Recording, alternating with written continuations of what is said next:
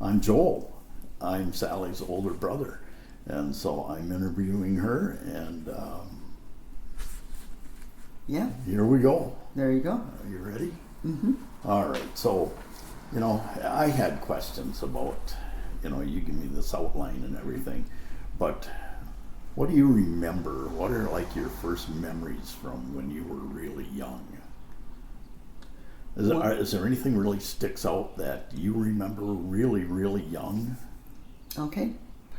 I don't remember any younger than like 5. I don't remember like being in my crib, Brad. I don't. I do remember being about 5. Yeah. And I might as well address this now because we'll talk about it later maybe.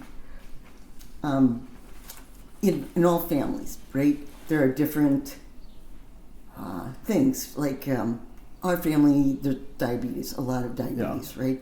But also, there's also mental illness. Oh, sure. Yeah. And I know our mother suffered terribly from anxiety and some depression, and Yeah. a lot of our siblings do. Nobody's been diagnosed except me. Mm-hmm. So my experience growing up is different than most everybody else's. So although I suffer, or I have, or deal with mental illness, Yeah. it doesn't define who I am. It doesn't mean that I had a terrible childhood. It just means that my experience is different than most everybody else's. So, in a large family, you have that anyway.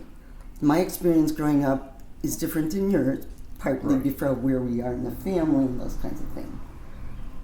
And so when I listen to everybody talk about their experiences, mine was different. Oh, sure. Everybody's is, but mine was. And I didn't always feel, not that I wasn't loved. I felt loved all the time, but it was different. Well, It was different. everyone was different. Yes. So when you're dealing with these kinds of things, and mental illness is kind of the invisible thing, Mm-hmm.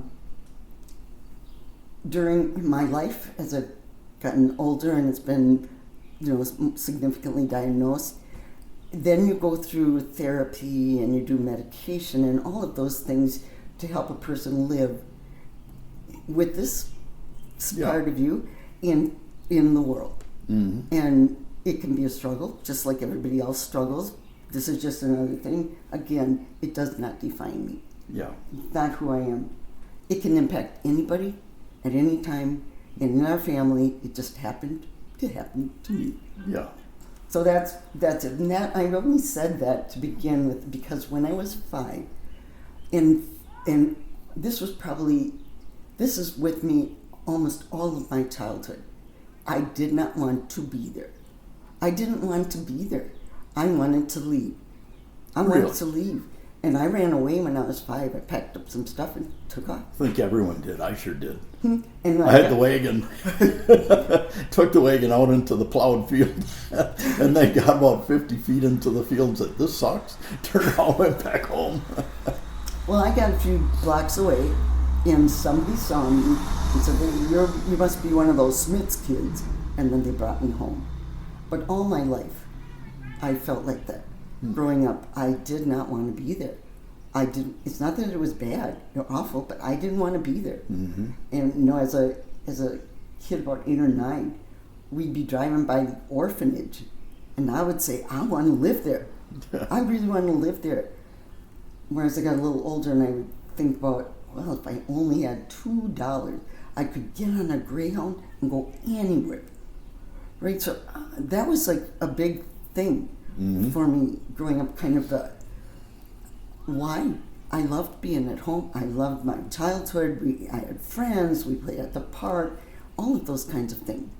But there was something that wasn't right. Hey, you're craving something. Who knows why? Right. I know what it was. I was desperate for individual attention. No. Okay. Because of my mental illness, I was desperate for that. Okay. And I know I was no easy peasy for them to raise. I know it. They were loving and patient and kind to help me get through some of this. You and me both. Yeah. So that's kind of challenges. that's kind of, do I remember, that is my significant memories from, not great memories. I have wonderful memories Oh yeah. growing up that we can talk about later, but that was always kind of the booger. Okay. So, Yeah. there you go. Yeah, that's kind of a I don't know, interesting, something I never really thought about like that.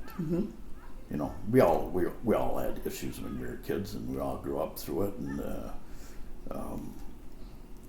I don't know how to say it other than, you know, I look at our family and I think, you know, Dad and Mom raised a couple different families. You know, first there was Susan, Randy, Barbara, and I think Michael was kind of on the cusp there. And then Michael, Tim, Beth, me, and then you and Pam and Holly and Teresa. I like to include myself kind of with you. Well, you were on the cusp, just like Just I was. in the middle, you yeah. know, kind of there, yeah, back and forth. But yeah, it was interesting because I always thought, you know, they raised at least 3 different kind of families. That's true. Yeah. So, shall we go on to grandparents? Sure. What do you remember about your grandma and grandpas? You know, like Grandma Adams and Grandpa Adams. Well, I didn't know Grandma and Grandpa very well. I knew that if Grandpa came over and we needed shoes, he would draw our foot on a paper, and sure. the next time he came over, we'd have a new pair of shoes. Yeah. And that was awesome. And also, we used to sit on his lap, and he would take his finger and he'd go bzzz. and that was lots of fun. Now, Grandma, on the other hand, was pretty stoic. Oh yeah. And she wasn't fuzzy, you know, touchy-feely. Your memories of Grandma Adams, and this is one of mine, of her in that blue dress with the white polka dots, you know, and that's, I think she wore that just about every time she came over. And is that a memory you remember too? Because She always wore a dress. yeah, Always. Of course, Mom did too. well, for yeah, many, many house years. dresses. But Grandma was always dressed to the T. She was always really, she could go out to dinner. She was like that. The one very pleasant, wonderful memory I have of Grandma, which probably everybody talked about, is the sticky buns. Oh yeah, When she would come over with that great big baker's box full of cinnamon buns. yeah. That was awesome. She was an incredible baker. Oh yeah, I mean, she would make pies and sell them to the bakery. right. So, I mean, and our mother got those genes as well. She's a wonderful baker. She made bread like nobody's business. I can't figure out how she made all that bread with that little oven. I know. Because when you make bread and you have to have it rise just so, you can't let it keep rising. So how did she do it? I don't know. I don't know, but I love standing in the hallway there waiting. And then she'd say, okay, here, you can come in and get some bread. And they'd slice it and be hot. And you'd slather butter on it. And just, God, those are great memories right there. Right there. Yeah. Not so great memories would be the morning when she would make Cocoa Puffs or cream of wheat. The cream of wheat. And by the time, if you were late, it was like rubber. Oh yeah. Yeah. I remember that too. Yep. But it was still good enough to eat. Oh, sure. Yeah. Those are great I mean, memories. Grandma and Grandpa Smits. I knew them better. I didn't know them very well. You never worked at the shop, did I you? only did availabilities for a very short time. Okay. And, you know, my spelling was always really bad. My attention span is next to nothing. So, What are availabilities? I don't exactly know. We had to run They another were hand the commercial availabilities for Channel 2. So WBAY, and there were time slots. And they would set up the sheet that they would deliver to all these businesses, that available time slots for commercials on WBAY. And once on Tuesdays every week, you had to print out, I think it was like 125 sheets. And it was on the hand press. Mm-hmm. And I did it for years. And Tim did it and Mike did it. I think I did it twice. I didn't do very well, apparently. But so I did, that was the only thing I ever did at the shop. And I knew Grandma and Grandpa because we saw them, way more than we saw Grandma and Grandpa Adams. Oh, yeah. And Grandma, of course, was very vivacious and, colorful. Colorful is right. Colorful. And then everybody talks about it, but it's true. Grandpa did all these bird calls, and she hated it, so he did it more. It was kind of this tit and tat thing. But it's kind of funny to be a kid watching this thing going on.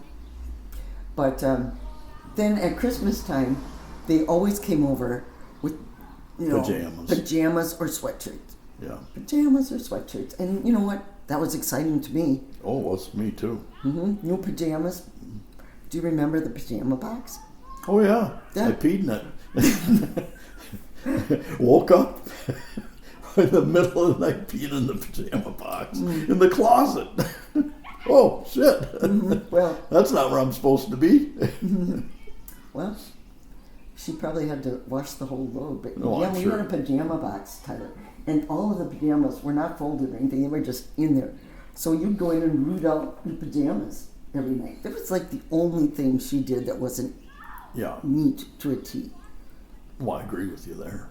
Honestly, you could eat off our kitchen floor. Yeah. Any time of the day or night. Anything. Yeah, that house was clean. It was very clean. But she was not only raising all of us, but doing all the cleaning. And in the spring, she would wash one window a week. I mean, one window a week to get all the windows done. And, honestly, amazing woman. Yeah, truly. Yeah. So Grandma and Grandpa, neither one, not a whole lot. Yeah. And I can see that. I totally understand that because you were so far down the line that they were, let's see, probably in their late 60s, when we were young kids. Yeah, probably. Yeah, because I think Grandpa was just about time to retire, when we were kids. So the other thing that I thought, since we were talking about grandparents, I did a little bit of research. I thought it'd be nice to have this on record, right? So I'm going to talk about our grandma's family, Grandma Smits. Yeah. I know nothing about Grandma and Grandpa Adams, and I couldn't find anything. You can't. But I thought Teresa did, but I don't know. And that's all never going to be found. So I did some research on the Terrian side, and then I have some information on the Smits as well that I'm just going to share. So Louis Terrian was born in 1822, and he married Ephesine Anastasia Gandon. She was born in 1824. They what both was her came first from name? Ephesine. Euphrosine. Euphrosine. Really? Ephesine Anastasia. That's the strangest name I think I've ever heard. They both were from Canada, Quebec, Canada. My understanding is that is a connection to French-Canadian Indians. That we are descendants of an Indian that's tribe. the rumor I've always heard. Well, I talked to Lori Lesmiller, and it's more than a rumor. Okay. It's true, and we have it on both sides of the family, from what Mom would tell And it was supposed to be Anastasia Gendreau was the connection there. Well, this is what I know. All right. It may have gone a generation before that was also an Anastasia. I don't know. So they had some children, of course, and Louis J. Terrian and Ephraim had Louis J. Terrian. He was born in 1868 in Glenmore, Wisconsin, and he married Helen S. Nellie, as a nickname, Seymour Terrian. She was born in 1872. Nellie was only 16 when they got married. Mm-hmm. And they went on to have 14 children. And interesting is that they lost 2 of their children as young one was a newborn, and the other one was 4, I think. Anyway, so they ended up with 12, which is exactly what happened in our family. It's very interesting. One of their children was Laura Lolly Terrian, and that's our grandma. So grandma and grandpa married, and they had Ruth and Kenneth and Jerome and Randall and Rita and Elwood and Eileen. Randall, of course, is our dad. Yeah. So that's just kind of a little bit of history of our family. Mm-hmm. So I just thought it'd be good to have that history there. All right, so that was Grandma and Grandpa on both sides, and I'm in the same boat you were. I didn't really know them all that well, but and I don't know that the older kids knew them all that well either. You know, they're Grandma and Grandpas. It's not like our grandchildren. You know, your grandchildren. Yes. You spend time with them. I spent a lot of time with my grandchildren. Mm-hmm. So, anyways, aunts and uncles, dad's side of the family. Okay. Well, I didn't know Ken very well, Mm-hmm. but Ken and Harriet were my godparents. Okay. And I didn't know them very well. But Jerome and Enola, we knew very well. All through, after we were married, we would stop over and visit them. So we knew Jerome and Enola very well. Later in years, when we lived in Bellevue, Jerome and Enola lived in the mobile home court nearby us, and I used to go over there quite often and visit So did them. I. And that was very nice. Yeah, that was fun. Now, Jerome was a very colorful character. Not necessarily as upstanding as some people. Oh, And I'm going to leave it at that. Yeah. But Enola was the best. Oh, yeah. She was funny. She was candid. You didn't get away with anything when you talked to her. I mean, we could talk about anything. I mean, it was just delightful to be around her. You're right. She was Irish as much as the day is long. She was Irish, and she loved that. She was a Clancy. Clancy's from Wrightstown. And she took in laundry, and she did child care. Yeah, They did. she They had a group tough home. life with Jerome. Yes, she did. She really did. She was. Especially since he had that stroke when he was really young. You know, I don't even know if he was 60 yet. I think he was in his 50s when he had that stroke, and that was about it for his work life. Yeah, well, I don't know that he had a bunch of a work life before either.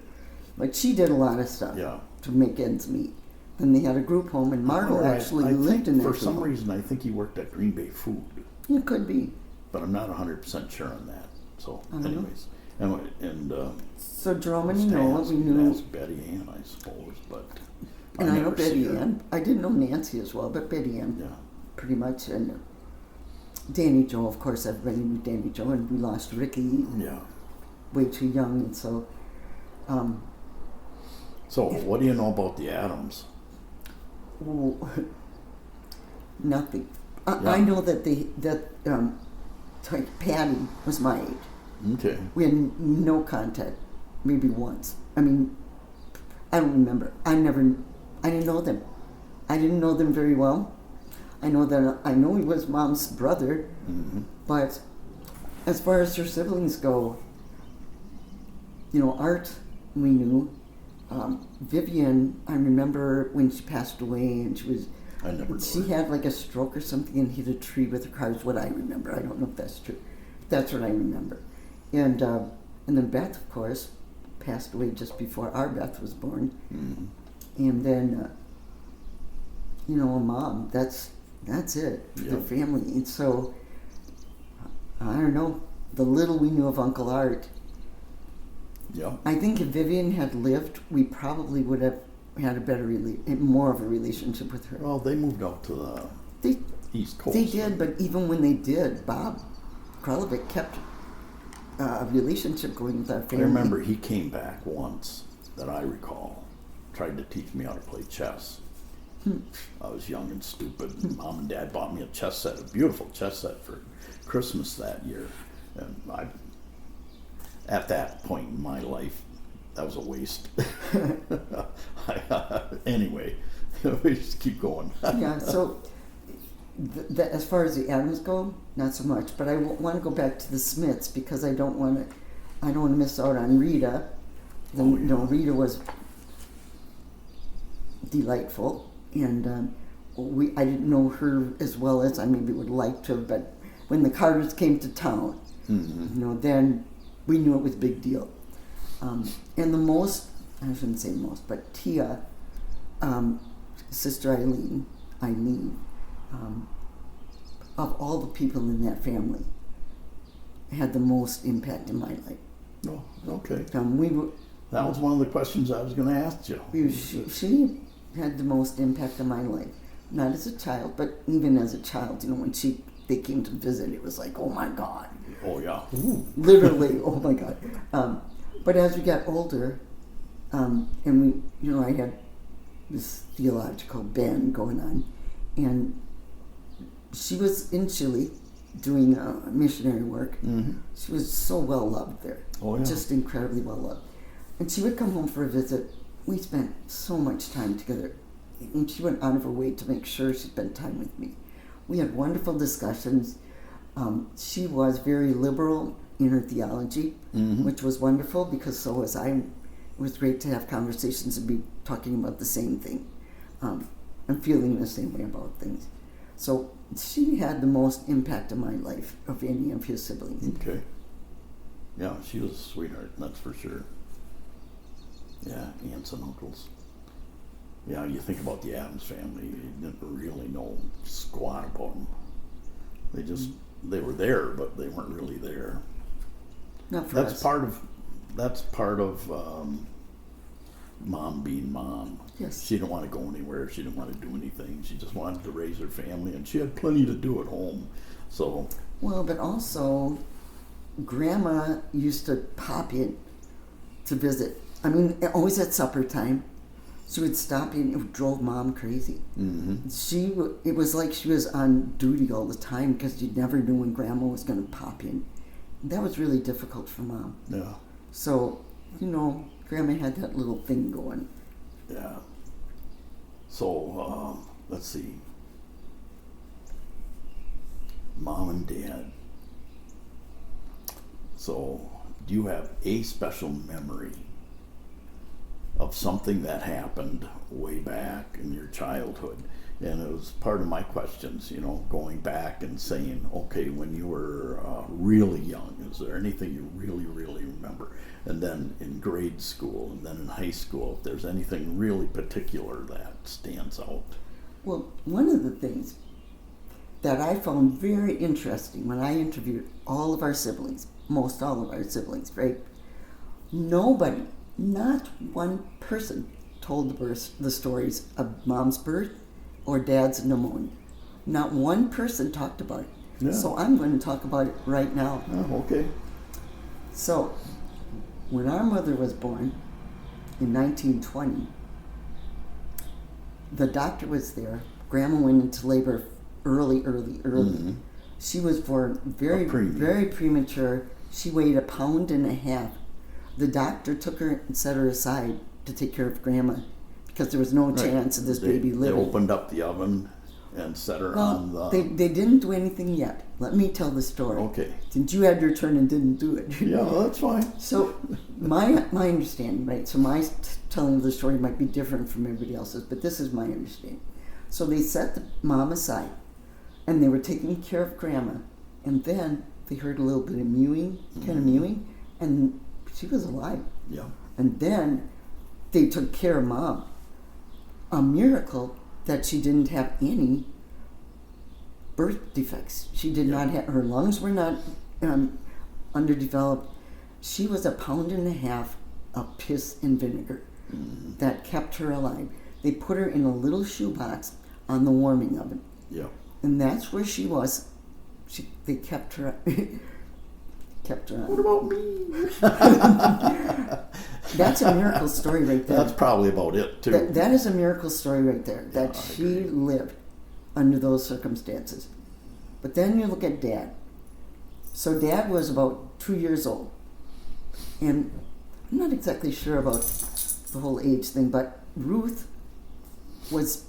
had died. Yeah. And Dad was very sick. Ruth was in a room where they did the home visitation. Right. Right? And Dad was in another room with pneumonia, really, really bad. Yep. And the doctor told Grandma to have them visit her and him because there's no way he was going to make it. Yep. Well, it was so bad that they had to take out one of his ribs and put a drain in his back.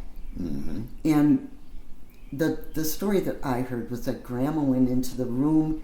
The doctor said he was dead. There was gnashing of teeth and wailing. When she came out, he was alive. He lived through that. That is a miracle.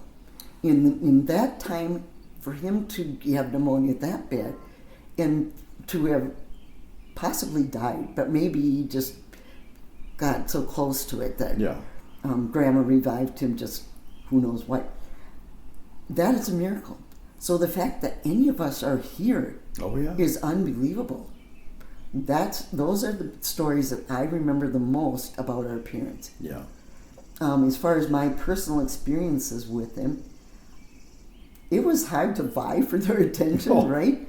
Yeah, But who one had time? How did he have time to spend any time with any of us personally? Right? Really? But one time Worked he 3 took me to the jobs. Ferris wheel and we had apple pie. And he put cheese on the top of his, had cheese put on the top of his. Apple pie with my dad. That was it. That was But that's when I was a special. kid. That's really Right. special. And Never did that with me. What the heck? I'm sure he did other things with you, though, that he didn't do with somebody else. As far as Mom goes, I mean, I have such wonderful memories of sitting on her lap as she was reading, and my head against her chest, feeling the vibration of her voice. And I'm telling you, I can feel it right now. And there are times when I want to sit there and have that vibration and just be with my mom. Oh, yeah. And it's a wonderful memory, and it lives through all the time. Yeah, those are great memories. Yeah. So, yeah, we skipped some of that. We just went through it actually, but birth and early childhood. So, Okay. I think there's always the story about one of our siblings saying he remembers being born. Well, I don't Yeah, remember. okay. I do not remember being born, but I think I know who the sibling might be. I don't remember being born, but I do know my birth story. Oh, okay. I was the last one born at St. Mary's Hospital, the old St. Mary's. I believe it was on Webster, the old St. Mary. Yeah. And it was a hot summer day. Well, it was fallish. It was the 6th of September, and it was a small hospital, and the labor and delivery ward was full. So Mom had her labor out in the hallway. Oh, really? I didn't know that. It was hot. It was terrible. She was out in the hallway, had labor, and then I was born. The cool part about it, I think, is that I was born on Labor Day, and I like puns. So there you go. There you go. I started Yeah. right there. And interesting, my granddaughter Gretchen was born on the 2nd of September, which is also Labor Day. Yeah, cool. So kind of interesting. Yeah. Kind of interesting. One thing that I have to say that I really appreciate so much, that made me feel special, even today, my middle name is June. Mm-hmm. And I love it that they named me Sally June. Yeah. And my Emily is Emily June, and Margot's daughter Marissa is Marissa June, and Marissa's daughter Avea is Avea June. So, and Betsy's daughter is June Ellen. Yeah. So the name lives on, and I love that. Well, my middle name's Francis, and I cut that off right away. Mom loved that name. Mom loved that name. Yeah, She okay. wished she had named you that as your first name. She loved Oh, Francis. good. I'd have been Frank. That's all right. I'm glad she named me Joel. Oh, yeah. So let's see. Oh, childhood, growing up, Oak Street. It was like the best ever. It was the best ever. Get up in the morning, get dressed, eat breakfast, do whatever little chores you had to do. In And the go. summer, bye. Yeah. Either you were at the creek where you were never ever supposed to be, or I spent my whole life down there. well, we were never supposed to go there. But we would go to Jacob's, we'd get liver, Yeah. and we would go by the culvert, and we would tie liver on a string, drop it down, and bring up crayfish. It was great fun. Oh, it was it was. absolutely great fun. Another, the little stream down there. Oh my gosh, it was just so much fun. And then, of course, we had the neighborhood baseball games and backyard games. And Mrs. Hill, once in a while, would make a huge bowl of popcorn and bring it out. And it was just like heaven. It was so wonderful. So if we didn't go to the creek and we weren't playing with our friends, there was no other place except the VFW park, where I lived almost all my childhood in the VFW. There were parkies that got really involved with you. We did crafts. One of the parkies put on a musical show at East High School and Mary's, I don't know, it was Mary was her name, I think. I remember it very well because I played Gretel. I wanted to play Hansel, but I played Gretel because I had long braids. And one Barb Landwehr, I think, was the other one. And we sang this little song. And I I'm still sure know you the still song. sing it. I do. Yeah. I still sing the song. Yeah. It was great fun. But other things, in the swimming pool. I mean, that swimming pool was so full. You were like a sardine. And then you had to be able to swim back and forth a width of the pool in order to go off the diving boards. Yep. Well, that was scarier than nobody's business. Oh, yeah. Going up the high dive, scared to death, but somebody dared you to do it, right? So go up the high dive and go to the end and be like, the oh board, my God. look down, go, oh my God, that's a long way down. And then you go all the way to the bottom of the pool when you jumped in. I'm gonna die. But I always lived. So, but that pool was packed full of kids all the time, and we had the tickets, season passes. Yeah. But sometimes we'd go in the afternoon and come back and go in the evening as well. Oh, sure. Even when it was cold, even when it was rainy, we'd go to the pool, we'd be shivering like nobody's business and turning blue. We were still in the pool. I thought that was a real treat, being able to go at, after dinner and go back to the swimming pool. The water was always warmer because it was cool in the evening and the water got warmer. It seemed to me anyway, but. Well, and the little bit of money we might have gotten from who knows where, we could go to the treat place and get a creamsicle or a push-up. Great fun. The whole thing. That whole park. My whole childhood summer, at least summer, was incredible. Oh, I agree. Yeah, we were lucky to have that. But I was not easy. I told you before, I'm not an easy child. So Mary Jo is 11 months younger than I am. Mm-hmm. But I got us in so much trouble, Joel, you cannot believe. So I'm just going to talk about two things that were really... We were told, when they did the new school, the new St. Joseph School, Our Lady of Lourdes, we had to walk back and forth, right? So if we went through the swamps, it cut off a whole bunch of time. Oh, yeah, but the red clay, God, I got in so much trouble. So Mary Jo's my shadow, right? Yeah. We cut through all the time. It's the spring of the year. We're on our way home. We're cutting through because that's what we did. It's mucky, it's Did you mucky. lose a shoe? Oh yeah, we sure did. Yeah. We're walking along, all of a sudden, she's up to her thigh in the mud. I'm like, ooh, we're in big trouble now. So I pull her out, and the dang shoe stayed down there. Yep. I'm like pulling my arm in. No, there's no possible way of getting that shoe. So I'm sure I carried her most of the way home. and I'm trying to figure out what I'm going to say. And I'm just going to make it so I'm not going to get in trouble. That did not happen. I can assure you that. Oh, yeah. I got in trouble. You know why? I was the older child. That's right. I was older. You I were should know responsible. better. So that was one. Gosh, shoes were not easy to come by. So losing a shoe was like a cardinal sin. That was probably one of the worst things you could ever do. I did it. So I'd probably still cut through there afterwards. But Well, sure. I I'd come home just covered in mud. They knew.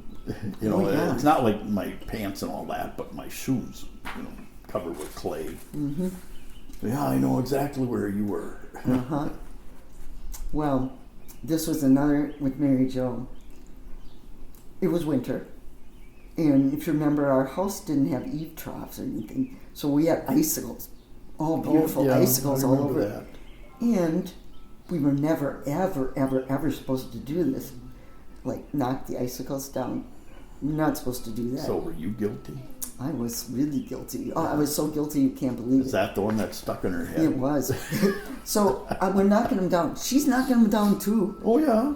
Yeah. But the one I knocked down, it didn't stick in her head, it grazed her head. Yeah. But because it's a head wound, they bleed. They bleed and Oh, bleed. God, yeah. So by the time she gets in the house and I'm behind her saying, don't cry, it's not that bad. She's crying because there's blood all over. Mom takes one look at her, oh my God! She was expecting Teresa, I think, and she took her to the doctor with her because you could do that back then. She didn't even get stitches, but I got in some big hairy trouble. And the truth is, she could have got killed. Well, If that yeah. had been a quarter inch deeper, she'd not be here today to Yeah, talk about it. probably. But she is, so there you go. Yeah. That's right. Yeah, you think about all the things that happen in our life that you're lucky to live through them. Mm-hmm. Yeah, we've all been there. We've all done something. That's for sure. God. Well, one time I was in the kitchen. You remember our kitchen had a corner and the stove was right here and Yeah. the sink was right here. And she was making boiled eggs. And I was by the sink and we turned at the same time and I got the boiled water all over my Oh, arm. really? Huh? All over my arm. Must have been this one. And it bubbled up and got all icky. Not as bad as Barb's, though. No. Not as bad as Barb's.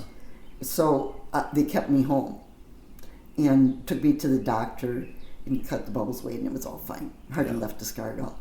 But the interesting part of that was on the way back to school, we were listening to the radio and the announcer said that President Kennedy had been shot. Oh, really? When I got to school and told people that, they told me I was a liar. This did not happen. Yeah, and then but nobody ever said, "Oh yeah, you were right." No, but yeah, it happened that same day. I was in Sister Emma Joseph's class, and she was a nutbag. She was Beth's favorite teacher. Oh, my God. She used to put candy in Beth's desk. But she didn't put candy in my desk. I didn't tell you that. Either. Oh, but she went ballistic up there crying. Get on your knees and pray. Okay. Well, the school was absolutely quiet. There wasn't a noise, and everybody was praying, of course, hoping that he wouldn't die. And of course, that didn't happen. So, are you more like Mom or Dad? I'm more like, well, I have some of Mom's anxiety issues, that Yeah. sort of thing, but I'm more like Dad. I think I'm more like Dad. Outgoing. Yeah. Yeah. And I like jokes. I like to have fun. Yeah. Oh, okay. I love the story of Dad when we would be driving in the station wagon, right? And he'd get to a stoplight, and there'd be a pretty girl in the car next to him, and he would straighten up and turn Oh, and smile, God. and Mom would be like, "Run!" Or he would be driving, and he would be buzzing his lips, and she'd be saying, "Stop playing your French horn." Yeah. Remember driving different places in the car and singing? It was Susan learned some songs, and we would sing Michael Row Your Boat Ashore, Oh, yeah. and those kind of things. And we would go to Norway once a year. Yeah. we had the station wagon, and we were packed into that station wagon. I was always in the back. The lunch always got squished. Oh yeah. There was Michael put his foot in the cake. It was always something. It was always something, but it was great fun. It was good singing, messing around, with Teresa sitting on Mom's lap, puking. Yeah. Yep. Is there anything you miss about being a kid? Yes, Yeah. almost everything. Yeah, really. That's what the, I was thinking. God, the being a kid freedom- was great. The freedom, not having the responsibilities, that whole. The only thing I don't miss is that my illness wasn't diagnosed, and so that was a big. It was hard for me, Yeah. and so now that it's under control, I can understand what was going on back then. But other than that, it was the best time of. Well, it was the best. Yeah. I would like to go there and stay there. Except that I also like some of the stuff that happened afterwards. Well, yeah. Let's see. And then siblings. I'm not even going to ask you about your siblings. You I'm could going to just talk tell about me some stuff. of them, yeah. Susan. I know, I've been thinking about this today. I cried today thinking of her. Like, And I knew that was going to happen. Susan, I know that she and Mom talked about this, and that was the only way it could happen, that Mom would ask Susan to take me in the summer. And I would go and spend 2 or 3 weeks there. And honestly, Joel, it was heaven. Mm-hmm. It was heaven. It was like I got personal attention like never before. I didn't know what was going on, right? But I loved being there. I wanted to live with her so bad. Yeah. I would play with the kids in the lower apartment building, Candy and Dee Dee. When the dilly truck came by, she would give me money to go out and get a dilly bar. I mean, those are some of my favorite memories of being. I would come home after that time and I would be so depressed. I'd cry for days and days afterwards. She was so wonderful. And as we got older, and once I was an adult and she was an adult, we got to be very, very close friends. Yeah. When she moved to Minnesota and married George and Michael and Matthew, our kids were about the same age. We were joined at the hip. Yeah. We talked on the phone. We made I don't know how many trips back and forth from Minnesota, and they came to us, and it was absolutely wonderful. We were the best of friends. It wasn't fair. No. It was not fair. No, life's not fair. The shit happens, and that was about the saddest thing you can imagine, watching your sister fail. Well, her and Holly. Yeah. Yeah. So, I mentioned Holly. Holly was the heart of our family. She was the heart of our family. She was the most delightful little kid. When she was at Civil Hop at Dunwoody, I was at Midway GB I just was there for a short time. And one of the things I had was work study. And my work study was at Dunwoody Civil School. Hop. Yeah.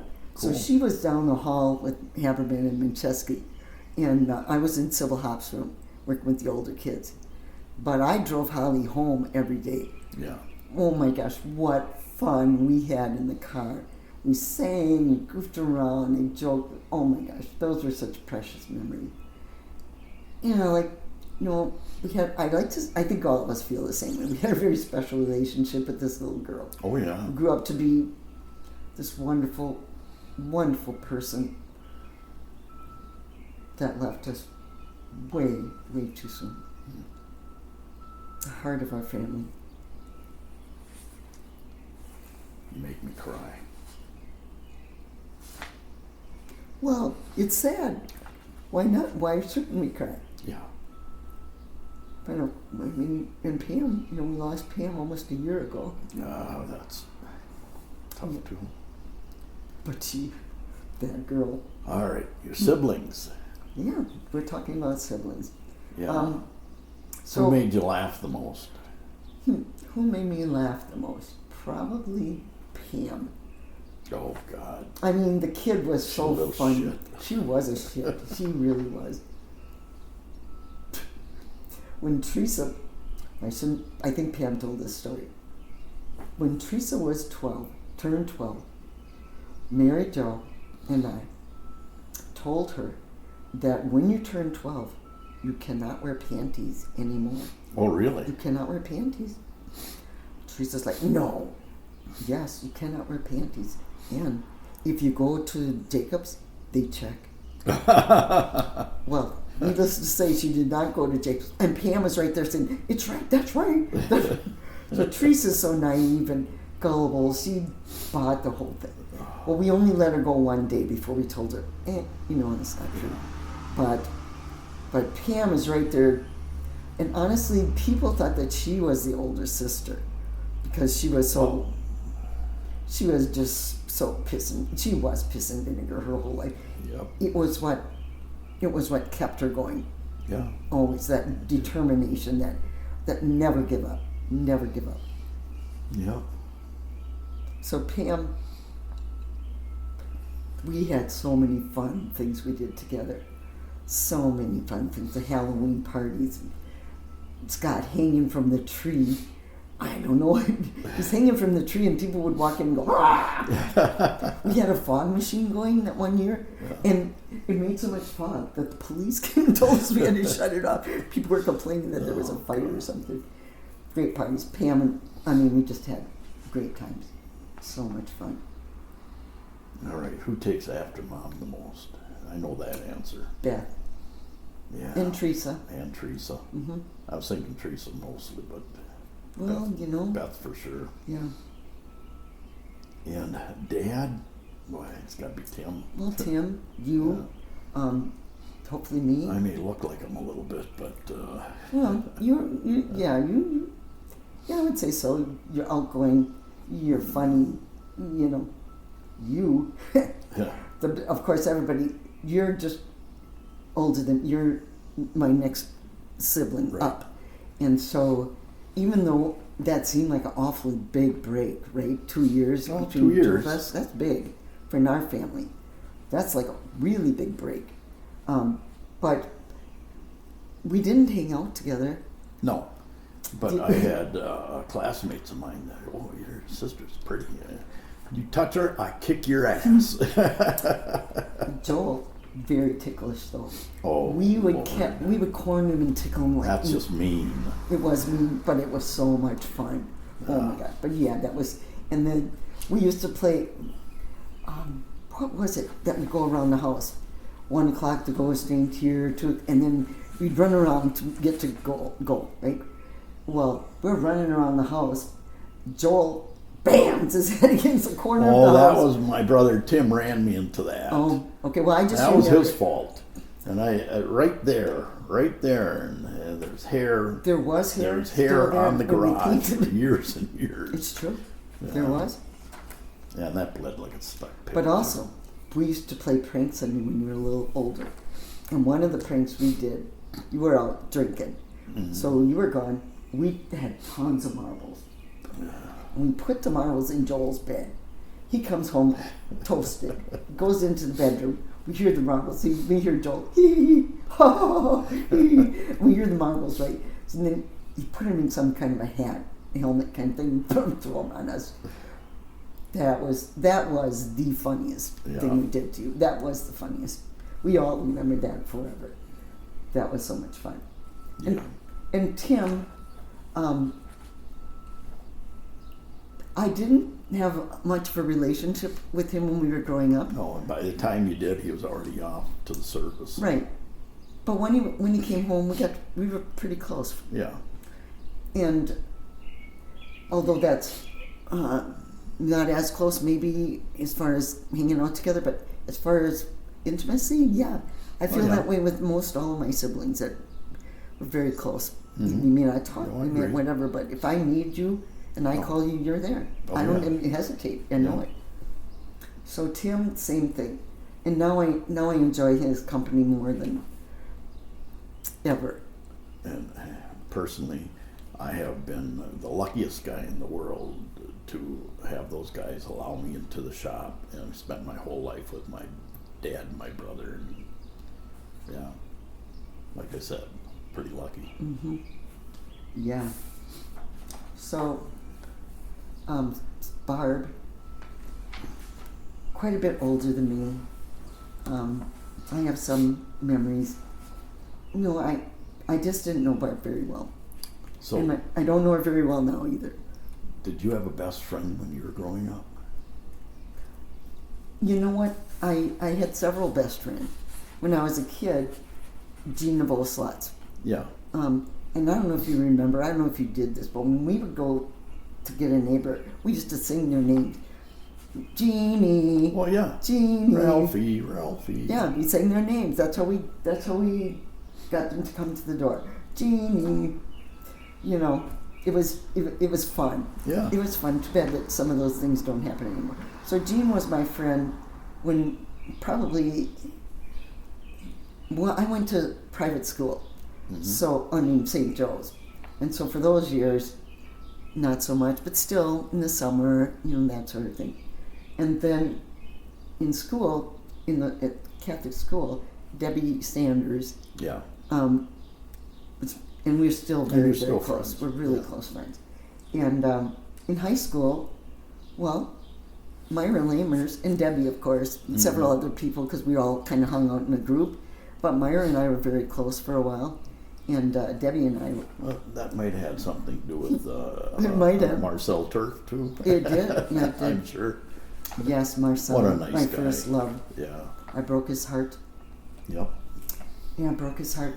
But he, honestly, when I was dating him, we went together for 10 months, and as we got closer and we were together more, I could see him planning our marriage, getting married. I mean, Yeah. I felt like we're going to get married. I was like, no, I love him. I like him. I mean, I like him a lot, but I don't know. And so I broke up with him, and it was tough. It was really hard. He's a great guy, sweetheart, just a really nice guy.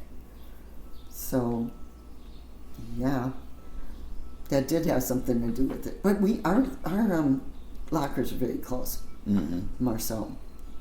So that had something to do with it too. Okay. You're a nice kid. Mm-hmm. Okay, family, children. Which one of your kids do you love the most?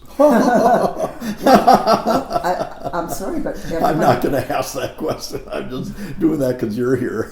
Well, I do love him the most. I love him the most, but I also love Emily the most. Yeah, And I that's love right. Margot the most, and I love... Some of them are easier to get along with than others. Oh, yeah. But That's all for of sure. them, all of them are wonderful human beings. They're wonderful people. I'm so proud of who they become. Every single one. I couldn't be more proud. Nothing would make me prouder. It has made me prouder than my children. I'm so proud of every single one, of what they've accomplished in their lives, that it has been fulfilling for them, the things they continue to accomplish, the people they continue to grow and to be, the parents, the dog parents, all of that is sitting back and looking at it and just in awe. You did all that in spite of me, in spite of me. But I do want to say one thing that I think I did well. I instilled in you guys a seed of independence. It was very important to me that you be independent, and I think all of you are. Oh, I think you are. That was very important to me, that you be self-sufficient and independent, that you could make it regardless of what life threw at you. And it has. Yeah, for the most part, I think all of our siblings have raised really wonderful families and good kids, and turned into good adults and raising families themselves or whatever. And yes, I think we've all done pretty well. I agree. Yeah, I was going to ask, what's your proudest achievement as a parent, but I already know the answer to that. Yeah. Is you're raising your family, just like it was for me. So, grandchildren. How many grandchildren do you have? We have 11 grands and 2 great grands. Yeah. And I'll tell you, being a grandparent is like being full of love and overflowing. Oh, That's yeah. all it is. You're just bursting with love for these little beings. It's all you can do. Yeah. From the moment they take their first breath, they got my ticket. Oh yeah. They got it, and honestly, it's like you're bursting with love. For me, that's what my experience is. I think it is with all of us. I really do. Let's see. Well, I can ask you that. Well, do you ever ride a motorcycle? Yes, I did. Wow. Pops had a motorcycle. He used to come and pick me up. Pops, well, I played in the St. Norbert band, and Pops was Mark Poplowski was his name, and he was a trumpet player. Okay. And we dated for a while, but he was on the fast track, and I wasn't. Oh, okay. So it ended prematurely. Mm-hmm. Oh, let's see. Good thing, or I never would have met Brad. Oh, yeah. The rest is history. Oh, and you and Tim planning your wedding are the reason I got married. Mm-hmm. Honest to God, riding in the car after you were at Mom and Dad's, telling Mom and Dad you were getting married, and I'm in the car with Lori riding across the bridge, and she looks at me and says, "And when are you going to marry me?" So, I did. How about next Wednesday? Mm-hmm. That was it. Yep. Yeah, and he went out and got loaded the night before and Oh, was I was absolutely so green. hungover. He was green, Yeah. standing there with his hand in his pocket. But I showed up. She You was did. really afraid. She was at the courthouse waiting for me. Yeah, that was all good. It was good. Yeah. It was a long, good ride. Right? Yeah. Yeah, it was a great life. How lucky we've been. Oh, yeah. Make your own luck. Mm-hmm. Let's see. You gotta talk about pranks. Oh, Have you ever boy. broken a bone? I'd ask a no. severe injury, but you didn't have severe injury. You just had the depression thing, so that's pretty severe. That was too. Yeah. It was tough, but nobody knew what was going on. Nobody knew, and that's just the way of the world. Again, just because I lived it doesn't mean it defines who I am now. Yeah. Even then, I never broke a bone, but I did play some awfully good pranks. Mm-hmm. I really did. One year, Mom and Dad were going on vacation with the girls, right? And I said, "I've never been on vacation. I'm coming along." Oh, yeah, I'm coming along. So the morning they're leaving, I show up with a suitcase, right? I had no intentions of going, right? But I show up with a suitcase. Well, okay, come right? on. And they're like, well, you're... I'm like, well, no, I'm just kidding there. I'm sure they got in the car and said, it was great fun for me. Yeah. And this year, on April Fool's Day... That's the first time I heard that. Yeah, that was a great one. This year, on April Fool's Day, I have this little inspiration group with my girls. And so every morning, I make a little inspiration or a joke or, something like that. So I wrote to all of them and said, I wrote to this, somebody had an advertisement, and I wrote to them, and they said they would really like to post some of our inspirations, and I just really need to get an approval from you guys before I can move forward with this. It sounds like a really great opportunity, right? Emily's like, don't you think you should do more research into this, and blah, blah, blah, blah. And then Betsy's like, I don't know. And Aubrey's like, April Fools. And Theo's wife Mel, is telling me all of this. Well, don't you think you should check into this? And don't you think you should check into that? But Emily was in hook, line, and sinker. Yep. Then I said, April Fool. They were not happy. Yeah. It was a great prank. It was great. God. It was a good prank. Did your life turn out differently than you thought it would be? That's a good question. It is a good question. It depends on which time of my life, and also, I have seasons. I have seasons in my life, maybe more than most people, because like a season was with the Calvary Players. I started it, I did it, and I'm done. He does that too. He starts big projects, he does them, then you're done. When you're done, you're done. Oh yeah. That's it. So I went to seminary. I worked like I can't even tell you. It was 6 years of hell to get through seminary. And it was a season. It was a season, and it almost killed me. Oh yeah. It really almost killed me. And if I could change one thing, I'd go way back. I don't know. I for sure wouldn't go to seminary. But I might take it back as far as go to Calvary at all, except then we wouldn't have had Josh and we wouldn't have Gray and Taylor. So, you've got to kind of go back there. But I would definitely never, ever, ever have gone to seminary. I would never have done that. That's one thing I would change. Yeah, that was 6 years or so. That was a big time in your life. Well, I just graduated in August of 23. What was it? 03. It was 03. That was in August. I served at a parish September, October, November, December. I loved it, by the way. I love preaching. I like public speaking. I could do that all the time. In December, Brad's sister took her life. Yeah. So that really was terrible and hard. And then in January, my goddaughter, Brina, was killed in a car accident.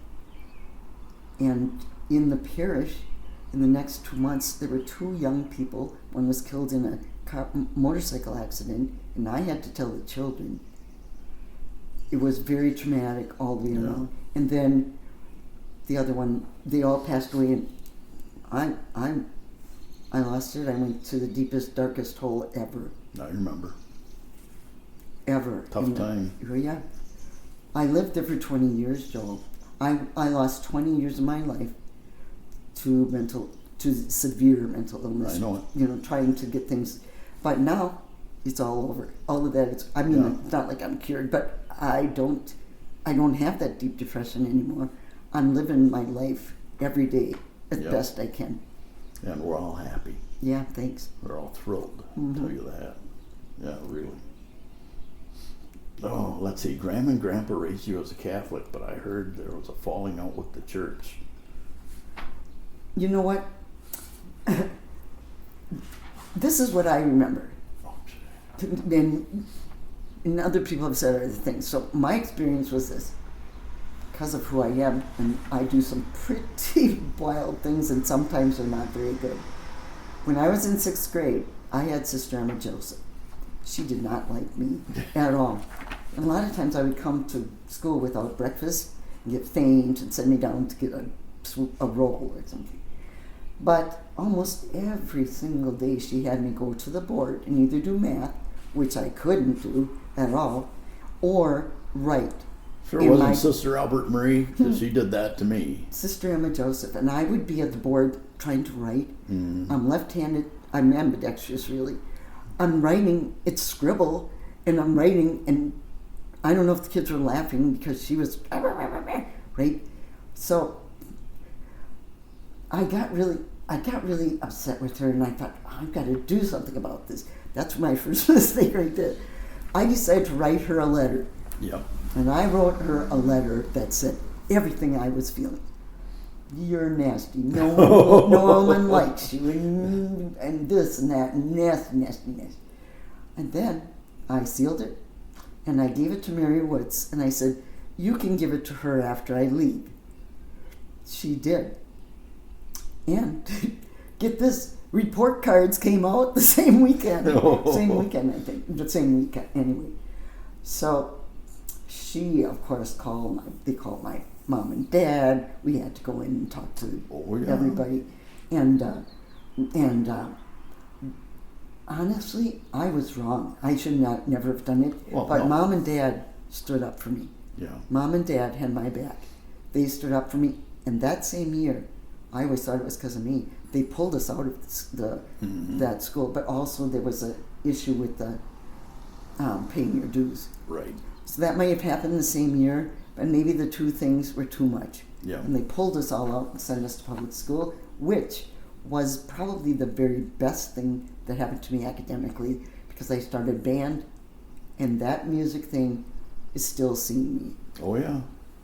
How I I met my envied you. husband, all of that. I have to admit it. I've always envied all of you that are able to play instruments, and I don't have that talent. I just can't do it. I tried, it just doesn't work. That's just me. This is also a great story. We both had trumpets. Brad is and has been a wonderful trumpet player. But when we were first married, we both had trumpets. Mine I bought myself, brand new, right? And we didn't need it. We were expecting Tyler. We needed the money. So Dad talked to Jerry Matern. He knew somebody who could buy this. Gary Bicycle bought my trumpet. And Gary had that trumpet for 50 years, 50-some years, right? And recently, in the last 6 months or so, Brad bought another trumpet, and he was debating which to keep. But he thought, I'm going to ask Gary if he wants to buy this and make a trade. So You got your trumpet I didn't back? know that. Yeah, I walked into the kitchen, there's a trumpet case on there. I'm like, did he buy another trumpet? And then I walked past it and I was like, hey, wait a minute. So I went back and I opened it up and I was like, oh my gosh, my baby is home. My baby is home. I opened the case, I pulled back the velvet, and I was like, yes, you're beat up, so am I, but here we are. Yeah. And I started to practice, but then Brad got hurt. But I'm going to start practicing. I'm going to learn to play again. Good. That's awesome. Yeah, my trumpet is home again. Yeah. Oh, I like and Brad that. did it. He made it happen. He's a good man. He's a good man. All right. Last question on here is, has faith played an important role in your life? And I know it has. Well, But what happens when you die? Because you asked me that, and I answered the way I think. well, I have a philosophy. I believe and I know this is true, everything in the universe, on our world, everything is vibration. Everything is. Everything has a certain vibration. Mm-hmm. Water does, the anemones do, the fish do, the sand has, rocks have, everything has vibration. People have vibration. I believe that when you move out of this life, your vibration continues. That vibration continues. Maybe it mixes with other things. I don't know. I just know your vibration continues to move on. What that means for us, I don't know, but it cannot mean anything except awesome. All right, I can deal with that. It's vibration. It is. Everything is made up of vibration. It continues all through our lives. It continues with everything we touch, everything we breathe, everything we see in the sky, and then we become part of it. Oh, sure. Ultimately, that's what I believe. All right. The vibration lives on forever. And it does. I fully believe that, you may not have consciousness, but you go forever, and that's fine. You do. Yeah. Your vibration, you just go on and on and on. What does it look like? I have no idea, but I don't mind. Mm-hmm. I'm not going to be unhappy moving into the next vibration. I'm not worried about it. No. I got plenty of vibrations now. Yeah, you sure do. And they always say, trauma builds character. Well, I'm sure you'll agree with me. I've got enough character. I don't need any more. Oh my gosh. I do want to say this because you didn't ask it, but one thing that I asked everybody was, what do you want people to remember about you? What do you want generations to remember about you? I want people to remember that I made it. I lived my life. I had everybody does have big struggles, but mine was palatable. It was something you could be diagnosed with, similar to diabetes or any other illness. I made it. I made it through. I Yeah. want everybody to know that this is it. You do the best you can do because it's all you can do. If I do the best I can do, it may not be as good as you can do it. It doesn't matter. That doesn't matter. It does not matter. It's the best I can do. Right. It's all I can do. That's it. Yep. Live your life that way. Live your life and be happy. Be happy. Yep. That's my theory too. Mm-hmm. So yeah, right now, I'm happy. Yeah, me too. I'm happy. I love my family. I'm so glad. I'm so blessed with my husband, wonderful grandchildren. Oh my gosh, and the great grand. It's a wonderful life. It is. It is. I agree 100%. It's the best of times, and sometimes not so good. Oh yeah, shit happens. Mm-hmm. But what do you remember mostly the best of times? Well, yeah. What a lucky man I am. Mm-hmm. You know, truly. You think about it. All of us, lucky All people. of us. Yeah. We've all been through turmoil. Mm-hmm. We've all been through tough times. Everybody, yeah. Mom, you know the questions pretty well. Are there any other questions that we didn't go over that you wanted to? I think that was pretty much it. I expected you to ask me, what was it like interviewing all of your siblings? Oh, well. No, I can say what it was like because it was very, very interesting to ask the same questions to everybody, pretty much. You know, Did everyone do it? Not Barb. I still don't get that. But It's okay. You know, Yeah. people can only do what they can do. right. So, I hope she listens to them at least. But Well, I hope so. Um, I just listened to Pam's just a few minutes ago because that was just awesome. It was awesome. And Tyler, thank you so much. Of course. You know, it was a really a wonderful thing you did putting this all together. Absolutely. He came to me and That's a said, lot "Do of you want work. to do this project with me?" I'm like, "Yes, absolutely." It's been great. It's been great doing it together. Well, we did it at just the right time. Yes, we did. We absolutely did. The other thing I wanted to touch on is, could you tell the story of you and Dad? Yes, I can.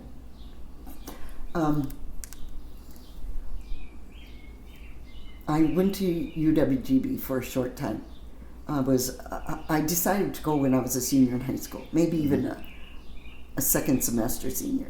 And so then we had to like scramble to get all the prerequisites, and I had to have an AP English class, and I had Mr. Byers. And anyway, so we got all those things done. I brought home the financial aid thing to Dad, and he filled it out, and he said they're going to give us money, but they didn't. Yeah. And so we're in band.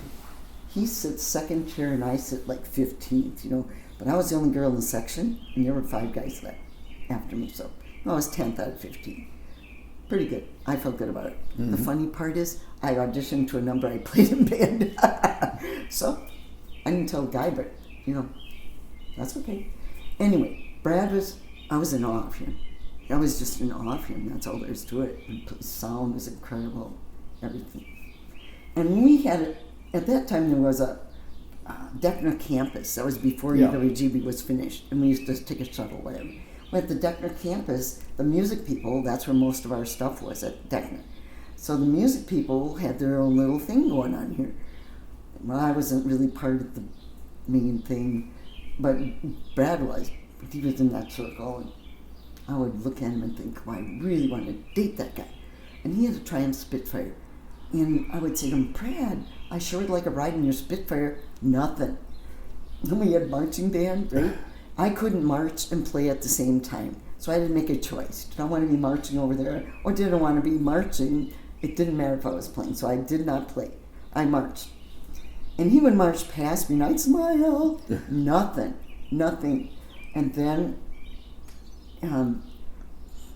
I had a breakdown. In May, I had my first real serious breakdown. Yeah. I had to quit school. I went to the hospital it was terrible. Okay, so I didn't even think about Brad anymore. I was in pretty bad shape. Anyway, so that was May, and all the months, and then it's July, and I'm upstairs in the bedroom. The phone rings. It's Brad. It's Brad out of the blue. I'm like, oh, hi. Somebody shot my dog and killed it in the city limits. Really? And I didn't know who else to call. You called me? And he called me, and we talked for hours. He's telling me a lot of family stuff. Not a lot of family, I shouldn't say that, but telling me different things about the band. And he has got a lot of issues in his family. Yeah, so we know he didn't approach us right that first night, or who knows.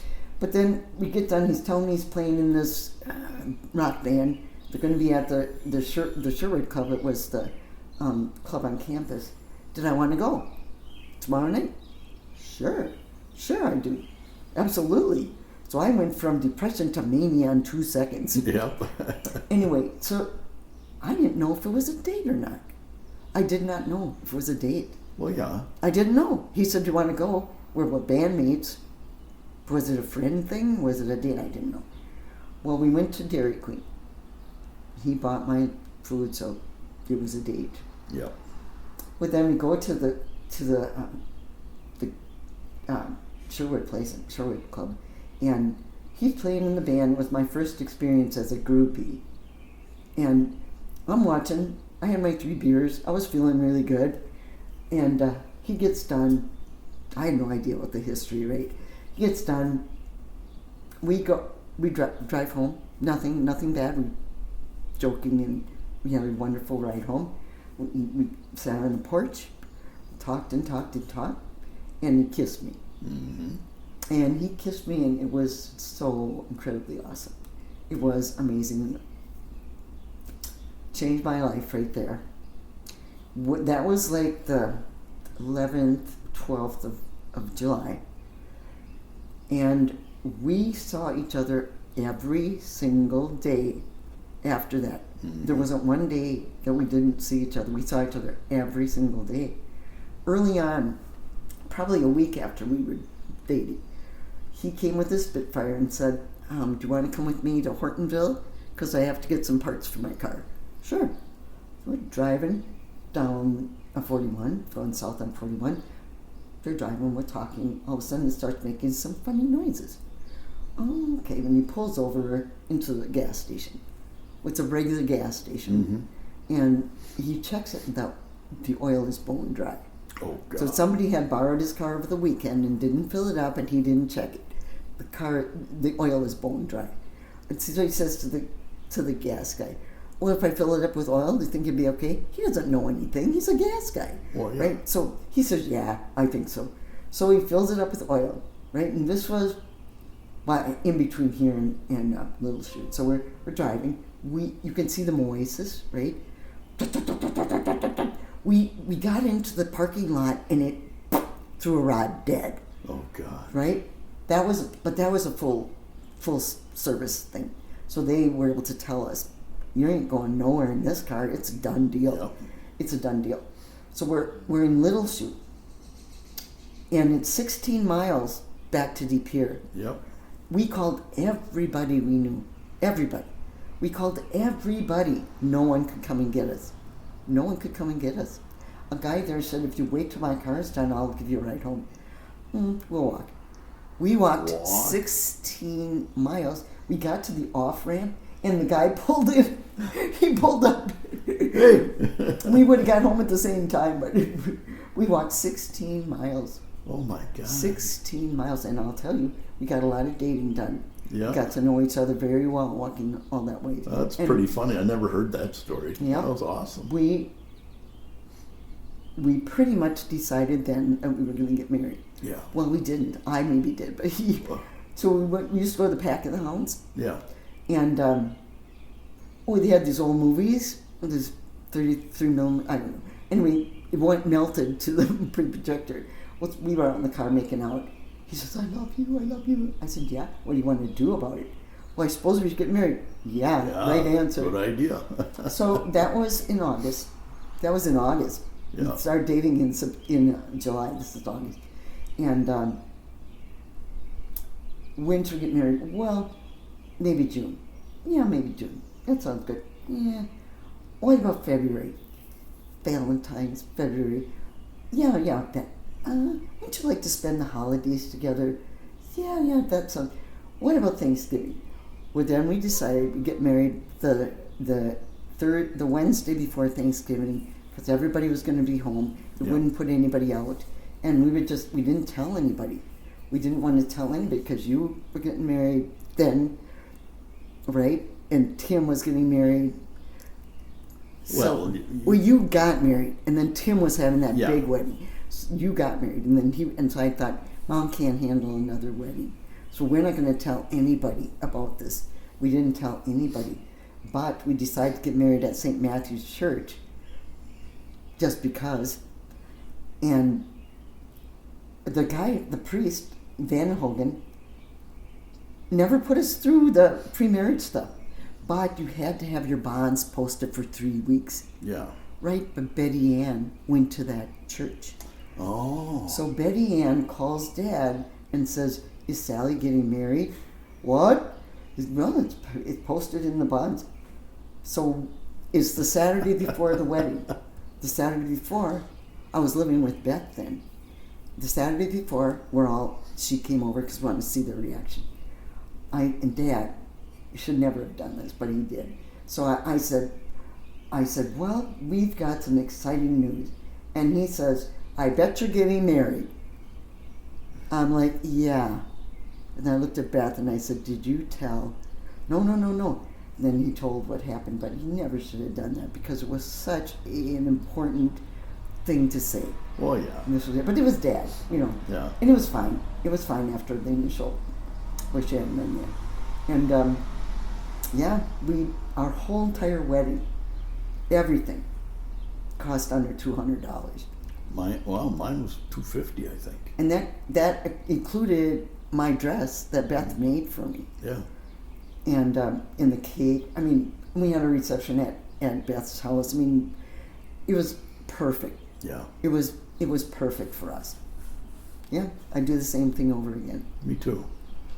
I All would these do big it. weddings and stuff. I don't get it. Spend thousands and thousands No. of dollars getting married. Nah. No. I'd rather go on vacation. Yeah, but we didn't do that either. We lived Yeah. poor church mice. But that's how that all came to be. Yeah. From July to November. It was a whirlwind romance, and they wondered if we had to get married, and I'll say yes because we were so much in love. Oh, We yeah. had to get married. We had to. We had to, but we didn't have to. Right.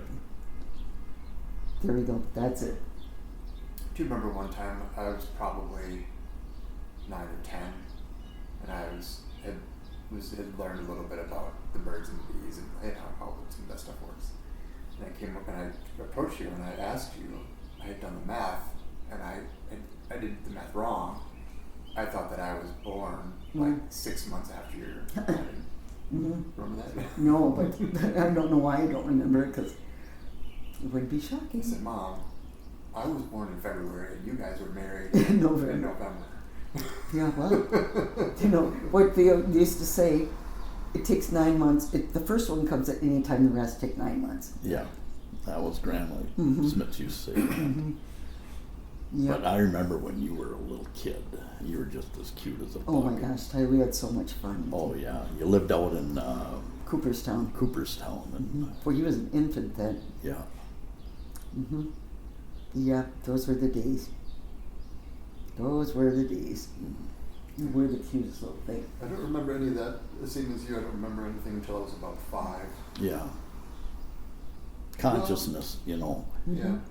Some people remember being in their crib or being born. Oh, I yeah. guess Some I remember people do. a little bit earlier than that because when we moved to Denmark, I was probably You 4. were, you were probably did- 4-ish. 4, so I 'Cause remember we- being yeah. remember being on Harvey Street Yes, big little Phil. with We have somewhere, there was an old dead tree in the backyard. It was a little tree, and you and Philip, it was dead. You and Philip, you put it up, and you and Philip pushed it over. Dad says he has that somewhere. I sure would like to see it.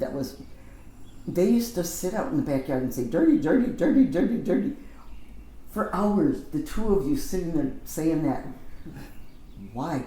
I don't know. But that house we had nothing.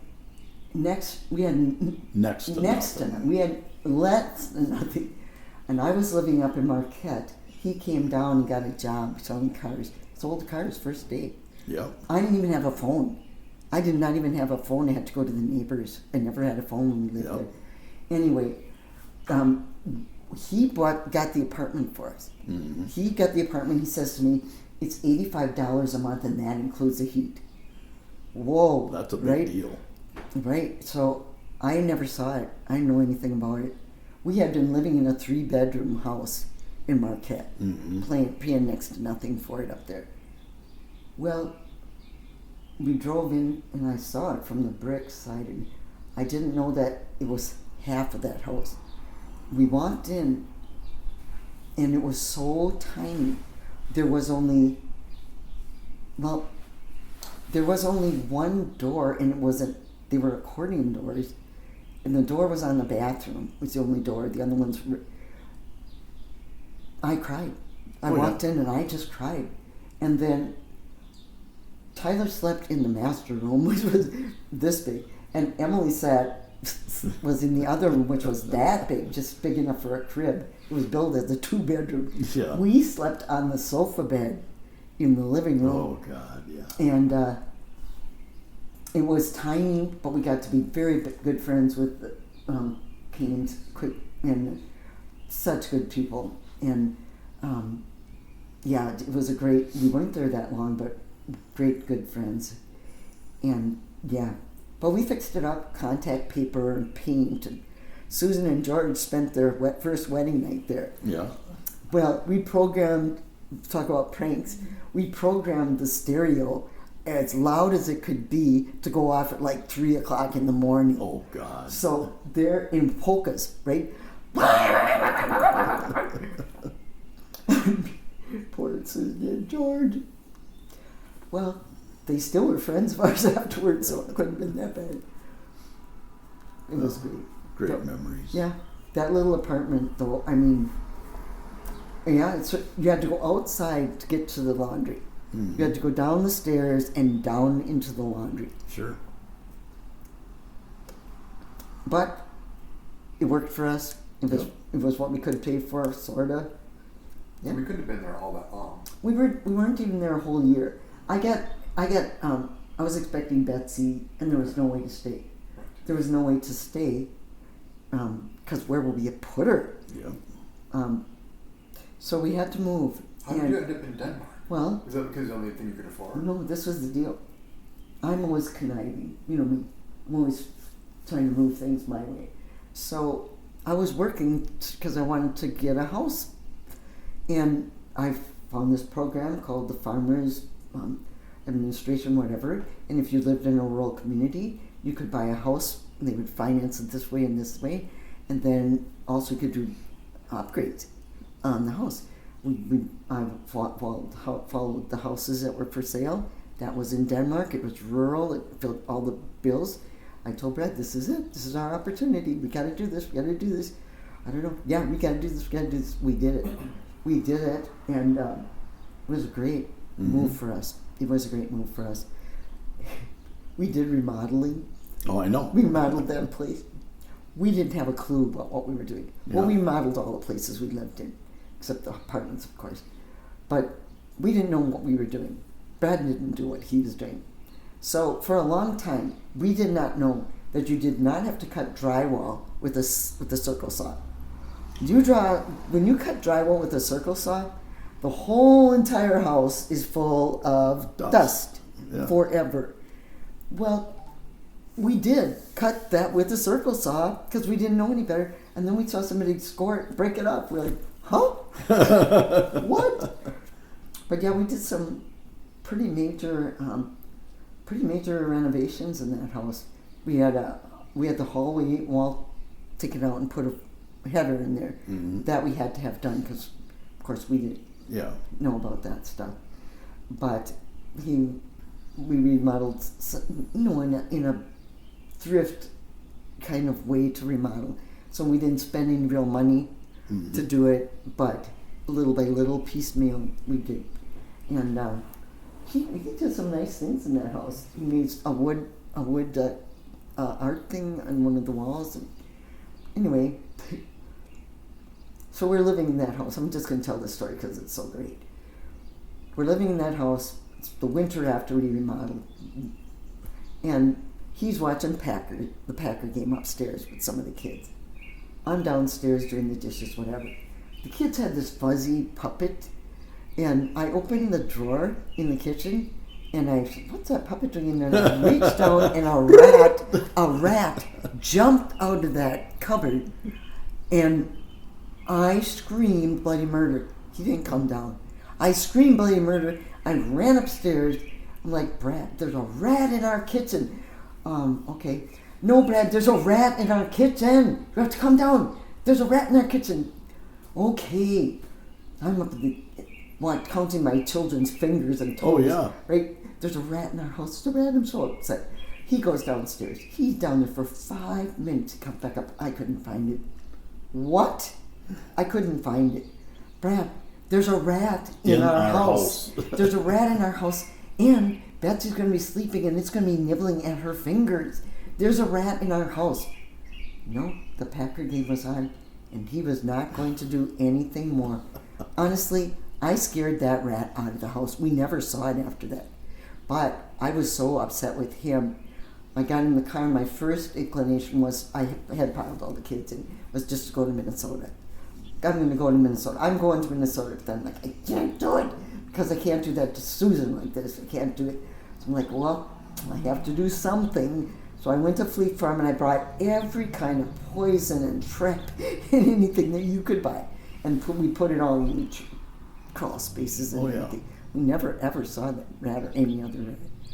But I'm sure I scared it so bad that it left. But Brad, come on. One of many stories, I can tell you that. But the rat story is by far the best. Yep. The Packer game was on. The whole entire house could have fallen around. It wouldn't have mattered so long as you got to see that Packer game. Yep. Yep. You get a rat story too, don't you? Oh, yeah. The rat. Mm-hmm. Oh, God. I knew that rat was in the house in the attic. And Lori and I were trying to figure out, how are we going to kill this rat? It's up in the attic. And we're sitting downstairs, and all of a sudden, by the space heater, which is in the middle of the house, it's a wall unit, and then the pipe going up is sealed, and it's empty area except a little pipe in the middle where the flue goes up. And I hear the rat sliding down that pipe. And it's in there, and I can see it.